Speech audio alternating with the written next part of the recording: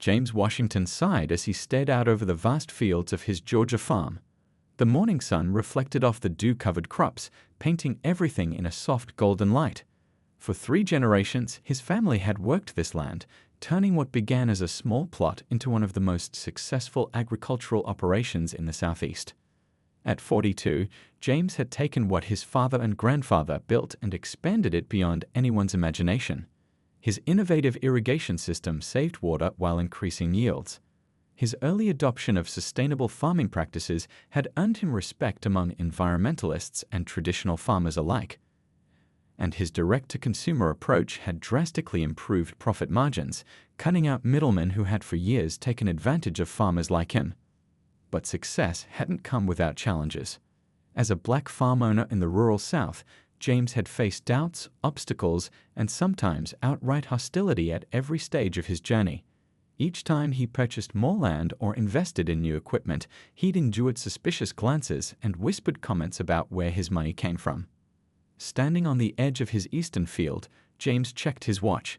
His operations had now expanded to include farms in 3 neighboring states. The constant travel between properties was eating into valuable time he could spend improving operations. "There has to be a better way," he muttered to himself as he walked back toward his truck. Later that evening, after finishing a video call with his farm manager in Alabama, James reached a decision. The hours spent driving between locations or waiting for commercial flights made no business sense anymore. His financial advisor had been suggesting it for months. With the company's growth, purchasing a small private jet wasn't just a luxury. It was a sound business investment that would pay for itself within years. The next morning, James called his friend Thomas, who had recently purchased an aircraft for his construction company. Milton Aviation in Atlanta, Thomas told him. "They've got the best selection in the Southeast. Ask for Rick. He handled my purchase, straightforward guy." James thanked him and made an appointment for the following week. He spent the days before researching models suitable for his needs, calculating costs, and preparing financial documentation. By the time he walked into the gleaming showroom of Milton Aviation, he knew exactly what he wanted and was ready to make a serious offer. The aviation dealership occupied a sprawling complex near the private airfield. Floor-to-ceiling windows revealed glimpses of sleek aircraft outside, while the reception area featured scale models of various jets on elegant pedestals. James straightened his blazer and approached the front desk where a young woman was typing at a computer. "Good morning," he said with a warm smile. "I have an appointment with Rick at 10 o'clock, James Washington." The receptionist looked up, her eyes. "Actually," James said, opening his leather portfolio, "I'd like to speak with your manager." After that first uncomfortable encounter at Milton Aviation, James wasn't ready to give up. He'd built his entire agricultural empire by pushing through resistance. The following week, he called the dealership again and scheduled another appointment, this time bringing along his financial advisor, a well-respected man named William Porter. "You shouldn't have to do this," William said as they pulled into the parking lot.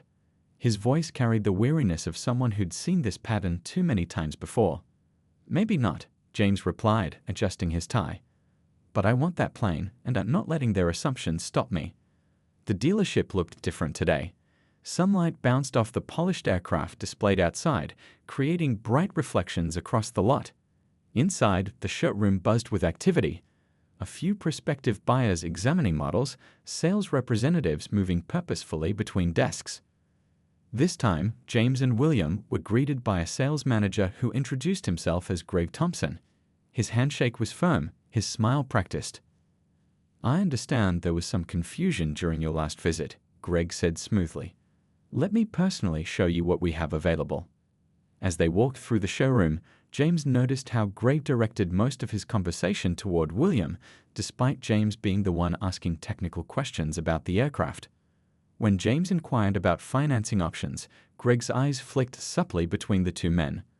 "Our financing requirements are quite stringent," Greg explained, his tone shifting slightly. "We'll need extensive documentation of income stability, business longevity, and assets." William stepped in. "Mr. Washington's farm has been operational for 3 generations. His business financials are exemplary, and he's prepared for a substantial down payment." Greg's smile remained fixed. "Of course, we just need to follow procedure." The aviation industry has specific guidelines. They were led to a smaller jet than the one James had requested. When he pointed this out, Greg waved dismissively. I thought we'd start with something more manageable. First-time owners often underestimate the responsibilities of aircraft ownership. James felt a familiar heat rising in his chest, but kept his voice steady. I didn't come here to be managed. I came with specific requirements based on my business needs. I'd appreciate being shown the Citation CG4 as I originally requested. Greg hesitated, then nodded. Let me see if we have one available for viewing today. As he walked away, William leaned closer to James. You're handling this better than I would. Had plenty of practice, James replied quietly. When Greg returned, he informed them that unfortunately, the CG4 model was currently being serviced and unavailable for viewing. Perhaps they could schedule another appointment for next week. As they were talking, James overheard a conversation from behind a partition. A sales representative was speaking to another customer. Yes, we have 2 CG4s ready for immediate viewing. You'll love the cockpit on this model. James stopped mid-sentence and looked directly at Greg. The manager had the decency to look uncomfortable as the conversation from the other side of the room became unmistakable. I think we're done here for today, James said calmly. Please have your director call me directly to explain why your staff feels comfortable lying to potential customers. As they walked toward the exit, a group of salespeople near the coffee station fell silent, watching them pass. James caught fragments of their whispered conversation as they moved through the door. Probably couldn't afford it anyway. Waste of time. Where does someone like him get that kind of money? In the car, William was fuming. This is unacceptable. We should report them. James stared out the window, watching the gleaming aircraft on display. His grandfather had faced banks that wouldn't lend to him, suppliers who wouldn't sell to him, markets that tried to cheat him. Each time, he'd found another way forward. Not yet, James said finally. I still want that plane. And I want to buy it from them. Why?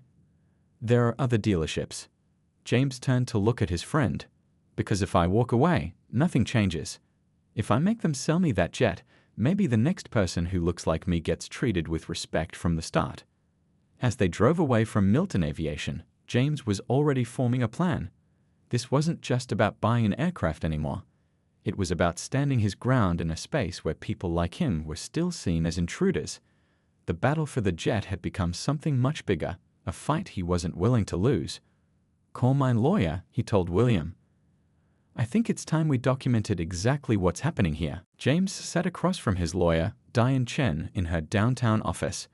Rain tapped against the large windows overlooking the Atlanta skyline as they reviewed their strategy. I've documented everything from the first 2 visits, Diane said, flipping through her notepad. The excessive wait time, the redirection to lower-end models, the lie about the CG4 not being available. It establishes a pattern. What's next? James asked, leaning forward. We could file a discrimination complaint immediately, she replied. But if your goal is still to purchase from them, we might try one more approach.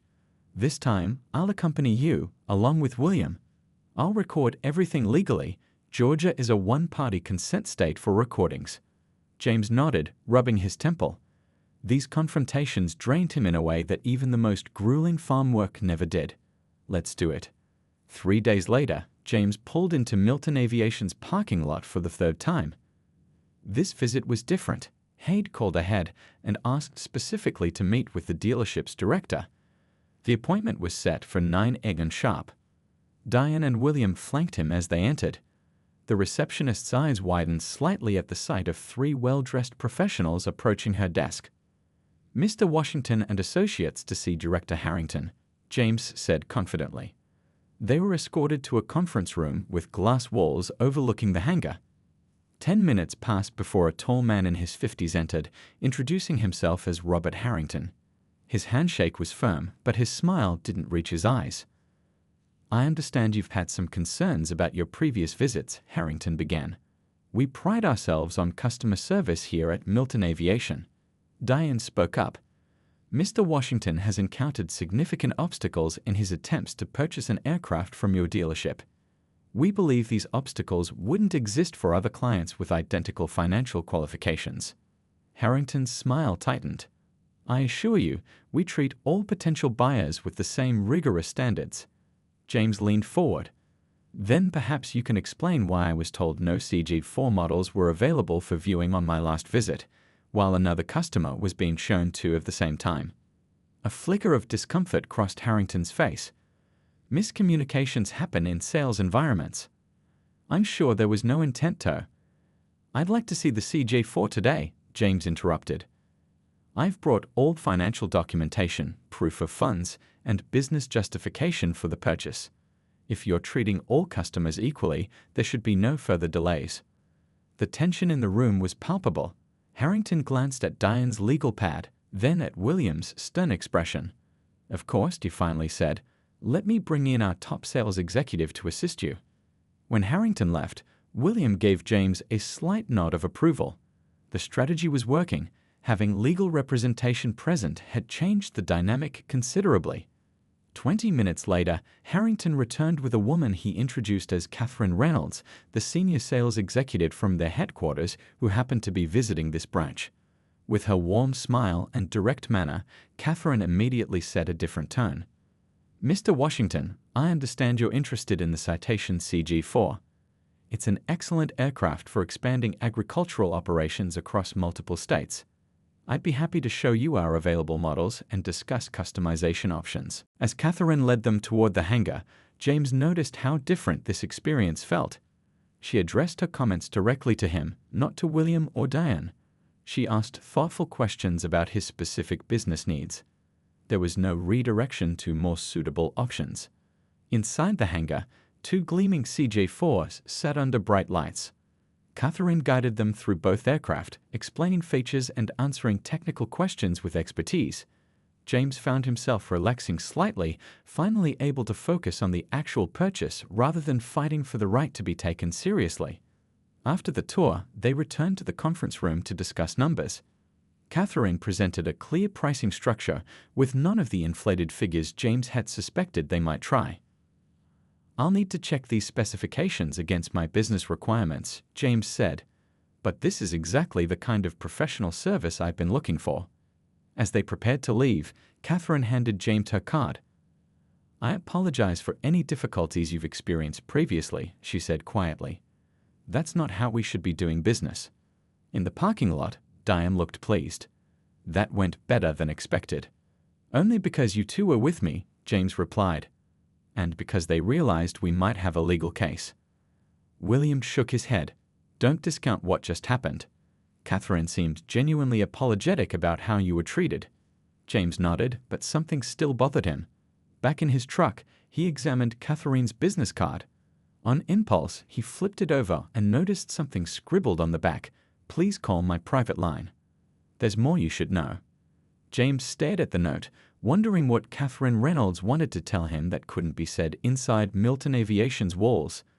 One thing was certain, his journey to purchase this aircraft had unveiled layers of systemic problems that went beyond his personal experience. And somehow, he sensed that Catherine might be the key to understanding just how deep those problems ran. That evening, James sat at his kitchen table, turning Catherine's business card over in his hands. The private number scrawled on the back seemed to carry more weight with each passing hour. After checking the time, just past 7, he decided to make the call. Catherine answered on the second ring. I was hoping you'd call, she said, her voice noticeably less formal than it had been at the dealership. Your note got my attention, James replied. You mentioned there was something I should know. Not over the phone, Catherine said quickly. Could we meet tomorrow? There's a coffee shop called Riverfront Brew about 20 minutes from the dealership, say 8 a.m.? James agreed, his curiosity piqued. The next morning, he arrived at the coffee shop early. The place was quiet, with just a few people typing on laptops or reading newspapers. He spotted Catherine in a corner booth, dressed casually in jeans and a sweater, a stark contrast to her polished appearance at Milton Aviation. Thank you for coming, she said as he slid into the seat across from her. She pushed a coffee toward him. I ordered for you. Hope black is okay. James nodded, waiting as Catherine seemed to gather her thoughts. I've been with Milton Aviation for 12 years, she finally began. Started as a junior sales rep, Worked my way up to senior executive. I love the aircraft, love the industry. But what I saw happening to you," she shook her head. "It wasn't an isolated incident." James leaned forward. "Go on." "The Atlanta branch has a pattern. Minority customers get the runaround. They're quoted higher prices, shown fewer options, subjected to stricter credit checks. It's not written policy, of course. Nothing you could point to in a handbook. But it happens."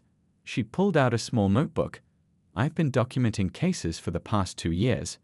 She slid the notebook across the table. James opened it to find meticulous notes, dates, customer descriptions, discrepancies in treatment. "Last March," Catherine continued, her voice low, "a doctor from Houston, black man, Harvard Medical School, impeccable credit, was told our financing department couldn't verify his practice's income. Meanwhile, a white dentist with half the income and a recent bankruptcy was approved without additional scrutiny."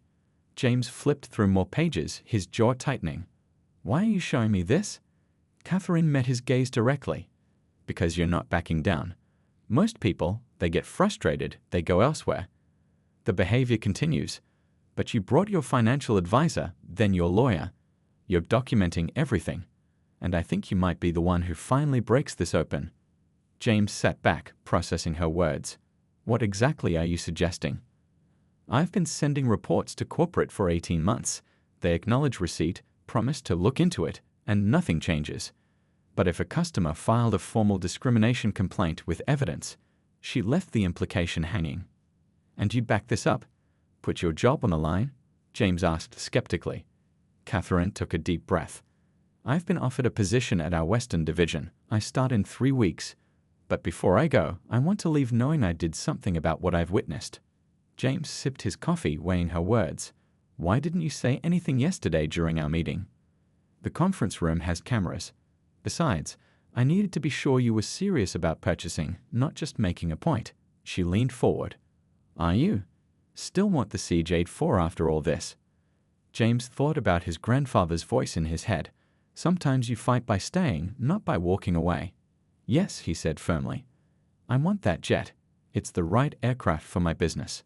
And I refuse to let their biases determine where I spend my money." Catherine nodded. "Then let's discuss next steps. I'll handle your purchase personally. Everything above board, proper pricing, no extra hoops. Meanwhile, you and your lawyer prepare your documentation." "What about Harrington? Won't he interfere?" "Leave him to me," Catherine said with a slight smile.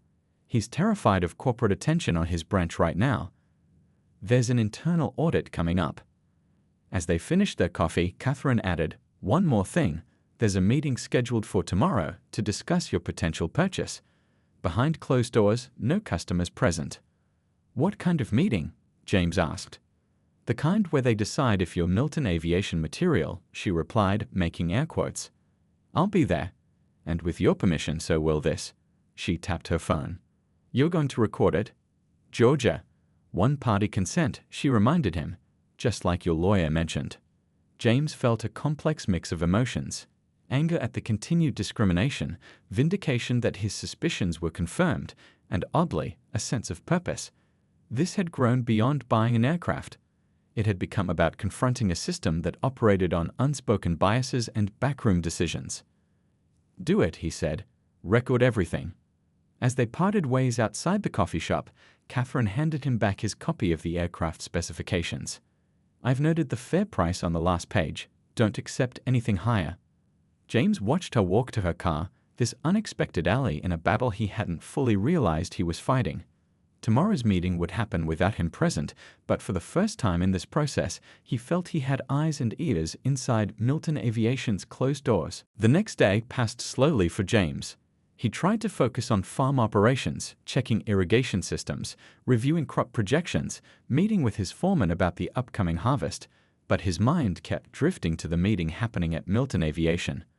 Around 6 that evening, his phone buzzed with a text from Catherine. "Coffee, same place, 7:30. When James arrived at Riverfront Brew, the evening crowd had thinned out. Catherine was already there, looking tired but determined. A small recording device sat on the table between them. "It's worse than I thought," she said as soon as he sat down. James braced himself. "Tell me." Catherine pressed play on the recorder. The first voice was unmistakably Harrington's, the dealership director. "So where are we with the Washington situation?" Harrington asked. Another voice responded, Greg Thompson, the sales manager from James's second visit. "Reynolds is handling him personally now. Seems determined to make the sale." "And what's your assessment?" Harrington again. "Financially, he checks out. The farm business is legitimate, expanding fast. Credit is excellent." "But," Harrington prompted. A pause then. "Do we really want him as a client? Our other customers have expectations about the Milton experience. Washington doesn't fit the profile. He brought a lawyer last time," a third voice chimed in. Harrington sighed audibly. "Can we price him out? Special order fees, custom interior charges?" "Reynolds already gave him the standard quote," Greg replied, sounding annoyed. "What about financing? Can we find any reason to require additional collateral? His cash position is strong. He's planning at least 60% down." The conversation continued, with various suggestions about how to discourage the sale without leaving evidence of discrimination. Catherine stopped the recording. "There's more, but you get the idea," she said quietly. James sat still, his face a careful mask despite the rage building inside him. "They never once discussed my actual qualifications as a buyer." "No," Catherine confirmed. "Just your compatibility with their clientele image." James took a deep breath. "And how did it end?" Catherine pressed play again. Harrington's voice came through clearly. "Look, the lawyer complicates things. If we outright refuse, we're asking for trouble. So here's what we do. We agree to the sale but stretch out the process. Paperwork delays, inspection issues, financing review periods. Make it so tedious he walks away himself. Meanwhile, we start looking for reasons why this particular aircraft might suddenly become unavailable." Catherine stopped the recording again. "After that, they assigned me as your handler because, in their words, I'm good with difficult situations." "But they don't know you're actually helping me," James said. "No, they think I'm playing along." She leaned forward. "James, I've isolated 3 specific statements that directly violate fair business practices. Your lawyer could use these as evidence." James nodded slowly, processing everything. "What happens now?" "Tomorrow, I'll contact you officially from Milton Aviation. I'll act like everything's proceeding normally. Meanwhile, you need to meet with your lawyer and play this recording for her." Catherine pushed the device toward him. "I've made a copy for myself." "And the aircraft? Can I still get it?" "Yes, but not through the normal channels. I've spoken with my contact at corporate headquarters. If we present this evidence, they'll step in and handle your purchase directly, bypassing Harrington completely." James studied Catherine's face. "Why risk your career for this? Even with your new position lined up, this could follow you." She was quiet for a moment. "My father was one of the first black commercial airline pilots in the Southeast. Every door that should have been open to him was mysteriously closed. He taught me to recognize those closed doors for what they are." She met James's eyes. "Some things matter more than career comfort." The coffee shop was nearly empty now. Through the windows, James could see the city lights reflecting off puddles from an earlier rain. "There's one more thing you should know," Catherine added. "Milton Aviation isn't just selling you an aircraft. They're selling membership in an exclusive club, access to private hangars, maintenance priority, owner events. That's what they're really guarding." James nodded. "I suspected as much. Are you prepared for what comes next? Once we escalate this to corporate, there's no going back." James thought about his grandfather, who had stood firm when local suppliers refused to sell him seed. About his father, who had expanded their land despite banks initially denying him loans. About all the doors that had been mysteriously closed to people who looked like him. "I'm not just prepared," he said finally. "I'm looking forward to it." As they left the coffee shop, Catherine handed James a folder. "Here's your copy of the purchase agreement with the fair pricing we discussed. Tomorrow, when I call from the dealership, express concern about the delays Harrington mentioned. That will be our starting point." James took the folder, feeling the weight of what it represented. "Thank you, Catherine. Not everyone would have done what you're doing." "Thank me when you're flying your new jet," she replied with a small smile. "This isn't over yet." Driving home, James realized this had become about much more than purchasing an aircraft. It had become about challenging a system that worked in whispers and closed-door meetings, a system that had operated unchecked for too long. Tomorrow would begin a new phase in the battle, and for the first time since walking into Milton Aviation, James felt he might actually win. The morning after receiving Catherine's recording, James met with Diane in her law office. The large windows offered a view of downtown Atlanta, buildings gleaming in the morning sun. Diane listened to the recording twice, her expression growing darker each time. "This is exactly what we needed," she said, stopping the playback. "Clear evidence of discriminatory intent. The way they're planning to drag out the process hoping you'll give up, that's a textbook case of disparate treatment." James nodded, feeling a mixture of vindication and wariness. "So what happens now?" "Two paths," Diane explained, pulling out a legal pad. "First, we file a formal discrimination complaint with both state authorities and the Federal Equal Credit Opportunity Act office. Second, we contact Milton Aviation's corporate headquarters directly with this evidence." "Catherine mentioned someone at corporate she's been in touch with," James added. "Perfect. A witness inside the company strengthens our position tremendously." Diane made some notes. "But James, are you absolutely certain you still want to purchase from them? Most clients in your position would take their business elsewhere." James stood and walked to the window, looking out at the city. "My grandfather used to tell me a story about the first time he tried to sell his crops at the county market. They'd put him in the back corner, behind all the white farmers, where nobody would see his produce.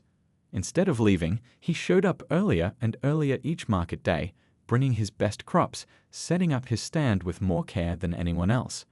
Eventually, customers started seeking him out specifically." He turned back to Diane. "He could have gone to another market, but by staying, he changed that one. I want that jet from Milton Aviation because they need to learn that people who look like me aren't going anywhere." Diane nodded, understanding in her eyes. "Then let's make that happen." Later that morning, as predicted, Catherine called from the dealership. James put the call on speaker so Diane could listen.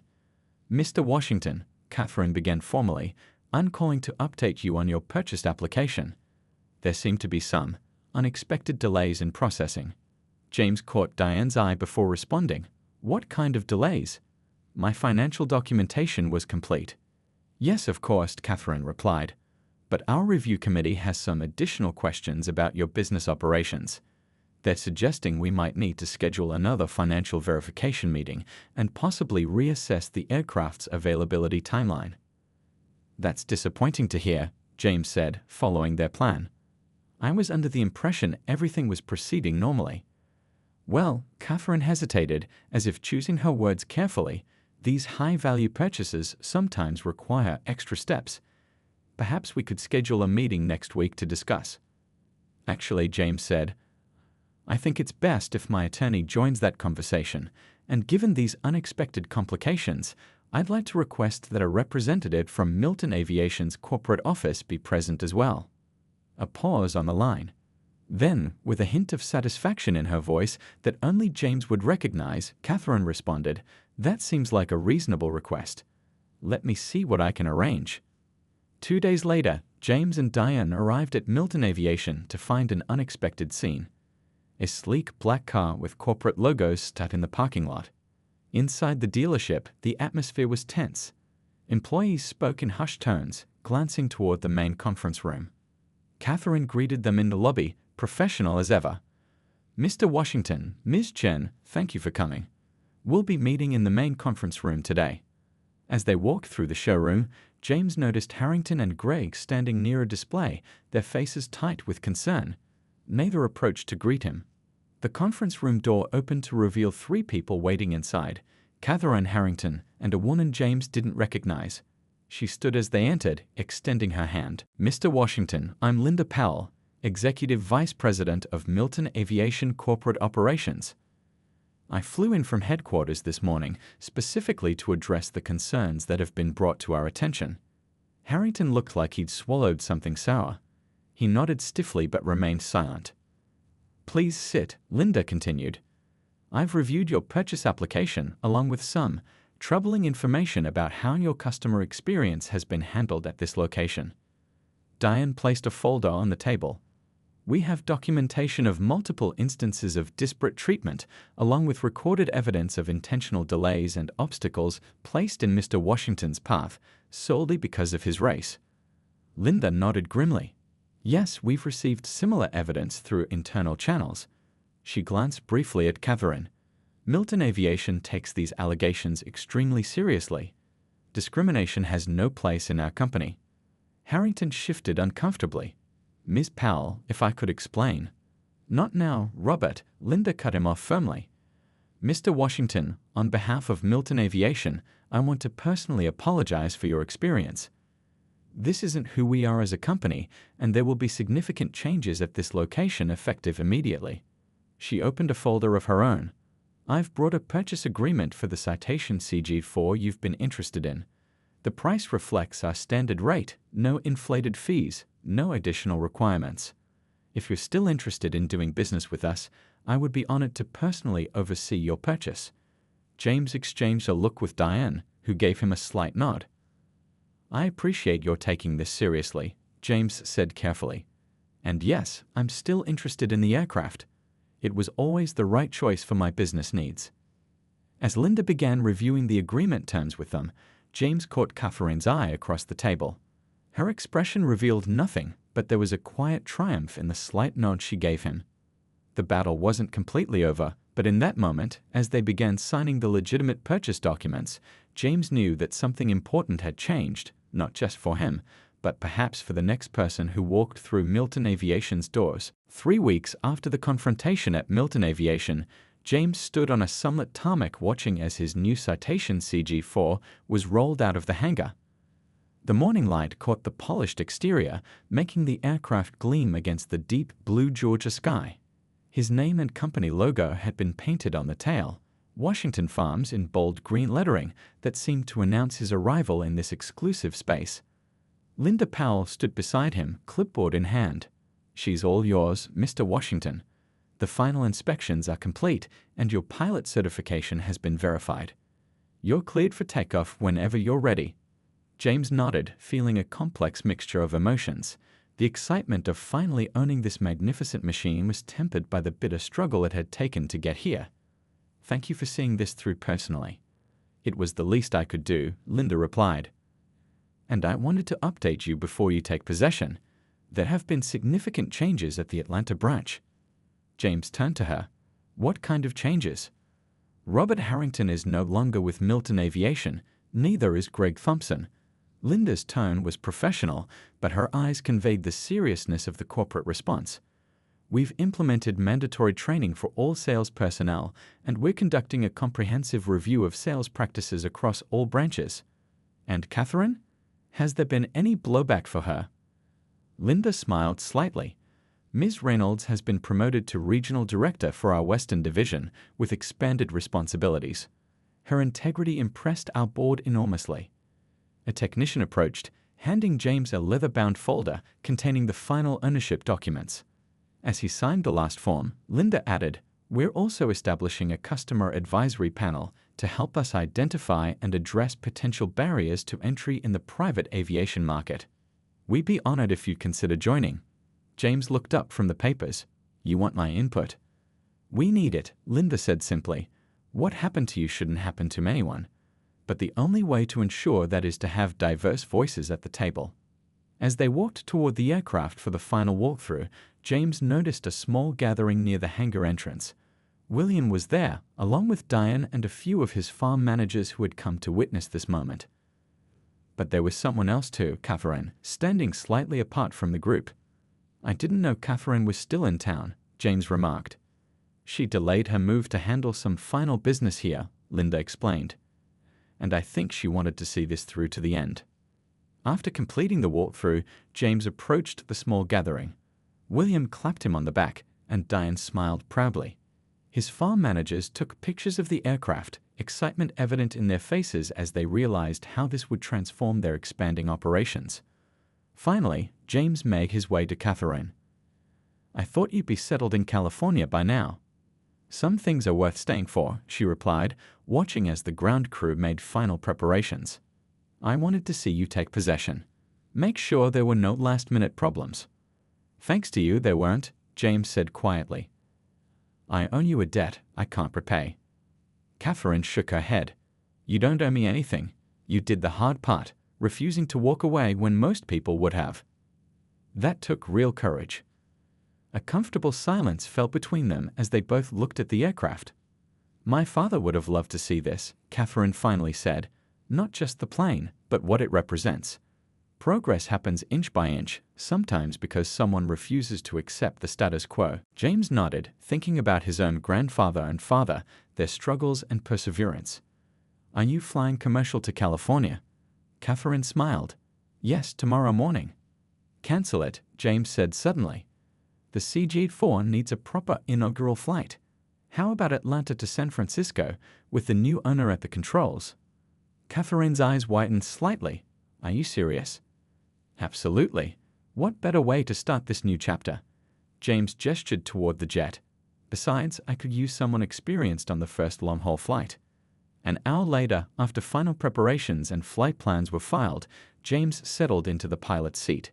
Catherine took the co-pilot position beside him, helping run through the pre-flight checklist. The cabin behind them was empty except for William, who would be accompanying them on this first journey. As James started the engines, feeling the powerful aircraft come to life beneath his hands, he caught a glimpse of the Milton Aviation hangar in his side window. Just weeks ago, people in that building had conspired to keep him out, assuming he didn't belong in their world of wealth and privilege. Now, as he guided the aircraft onto the runway, those same people would watch as he literally rose above their prejudice. Milton Tower, this is Citation November 7 for Washington, requesting clearance for takeoff, James said into his headset, unable to keep a small smile from his face. As the control tower responded with his clearance, James advanced the throttles. The Citation CG-4 surged forward, gathering speed until the wheels lifted from the ground and the aircraft climbed smoothly into the clear blue sky. From his window, James could see his small gathering of supporters growing smaller below. They had witnessed not just the purchase of an aircraft, but a moment that represented something much more powerful, the breaking of one more barrier, the opening of one more door that had long been closed. As the jet banked westward toward California, James knew that this journey was about more than transportation. It was about transformation of an industry, of expectations, and of possibilities for those who would come after him.